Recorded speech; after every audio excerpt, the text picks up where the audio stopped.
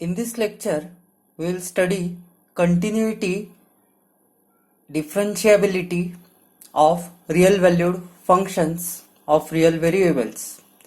Let us first begin with continuity. A function is continuous if its graph is without breaks or jumps. Here I have plotted graph of sin x, and it is continuous because its graph is without breaks or jumps. This graphical interpretation of continuity is very important for real valued functions of real variables. Most of the standard functions that we study are continuous: trigonometric functions, exponential functions, polynomial functions, rational functions, logarithmic functions, etc. are continuous. Here I have plotted graph of exponential function e raised to x. Its graph is without breaks or jumps and it is continuous. Another example of continuous function is of log x. Again, its graph is continuous, smooth, without breaks and jumps, hence it is continuous. Let us see another example, but this time we will see example of discontinuity.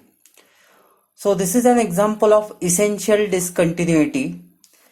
Here these graphs represent the function 1 upon x minus 1. I repeat, this is graph of function 1 upon x minus 1. As you can see, graph gets splitted in two branches at point 1 and hence it is discontinuous function. This is an example of essential discontinuity. Instead of 1 upon x minus 1, if I take 1 upon x minus 2, it will get splitted at point 2 and point 2 will be point of discontinuity. So what are discontinuous functions? They are functions without continuous course. They are having breaks or jumps. The graph might be splitted in two or more parts. Another example of discontinuity is jump discontinuity.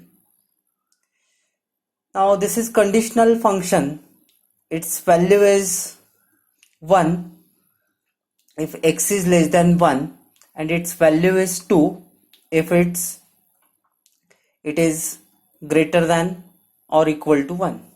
As you can see that graph gets splitted here at point 1. So x is equal to 1 is point of discontinuity. This type of discontinuity can be called as jump discontinuity because there is a jump.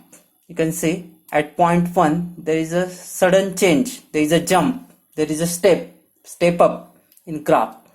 So this is another example of jump discontinuity. Finally, we will study removable discontinuity. Here this is graph of the function x into x minus 1 upon x minus 1. I repeat, this is graph of function x into x minus 1 upon x minus 1. So at point 1 there is break. Though it is not visible, it can be visualized through zooming the graph, but as you can see there is it is getting marked here, this point. So this discontinuity cannot be removed at point 1 and this is an example of discontinuous function.